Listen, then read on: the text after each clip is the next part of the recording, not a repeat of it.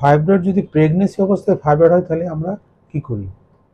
আমি ডক্টর শঙ্কর দাস মহাপাত্র, পেশায় গাইনোকোলজিস্ট এবং ল্যাপারোস্কোপিক সার্জন ও ইনফার্টিলিটি স্পেশালিস্ট। আমি Bhagirathi Neotia women and child care centre new টাউনের সঙ্গে যুক্ত।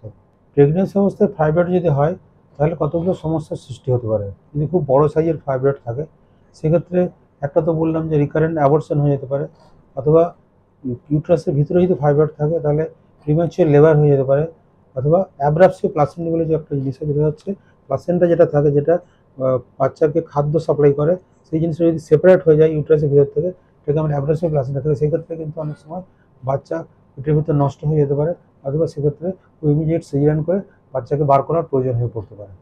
এটাকে আমরা বললাম।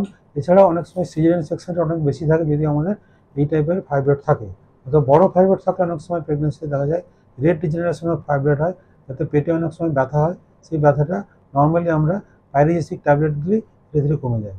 তাহলে আমরা যেগুলো শুনলাম, যে কী কী আমরা জানলাম এখান থেকে, যে ফাইব্রয়েড ইউজুয়ালি ইউট্রাসের একটা মাংসপেশি থেকে একটা টিউমার। এটা খুবই একদম বিনাইন টিউমার। বেশিরভাগ ক্ষেত্রে এর কোনো সার্জারির দরকার হয় না, মানে বেশিরভাগ ক্ষেত্রেই এই ফাইব্রয়েডটা অ্যাসিমটোমেটিক থাকে। যদি ফাইব্রয়েড ইউট্রাসের ক্যাভিটির ভিতরে থাকে তাহলে কিন্তু ইনফার্টিলিটির সমস্যার সৃষ্টি করতে পারে। সেক্ষেত্রে আমরা যদি হিস্টোস্কোপিক সার্জারি করে ওটাকে বার করে নিই তাহলে কিন্তু ইনফার্টিলিটির এই ট্রিটমেন্টে আমাদের অনেক হেল্প করতে পারে। যদি ফাইব্রয়েড প্রেগনেন্সিতে থাকে তাহলে কিন্তু বাচ্চা অ্যাবর্শন হয়ে যাওয়ার পসিবিলিটি থাকে। সেক্ষেত্রে লক্ষ্য রাখতে হবে, কিছু ট্রিটমেন্ট করতে হবে যাতে এই অ্যাবর্শন না হয়।